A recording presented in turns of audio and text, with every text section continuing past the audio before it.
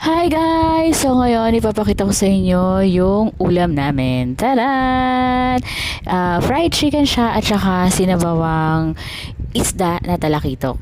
So yan, hindi ko na masyado ipapakita sa inyo kung paano namin niluto kasi basically lahat naman tayo alam na natin paano lutuin yung fried chicken. Although yung ulam namin na isda is sinabawang talakitok, medyo yun, magulay kasi siya eh. It's for my dad and for my mom. So, yun yung ulam nila. So, yun lang guys. Paalala ko lang dun sa mga nagpapa-add, nagpapa-follow. Guys, hindi lang kayo basta-basta nagpa-follow. Dapat nakikipag-engage kayo dun sa mga fina-follow nyo at dun sa mga nagpa-follow din sa inyo.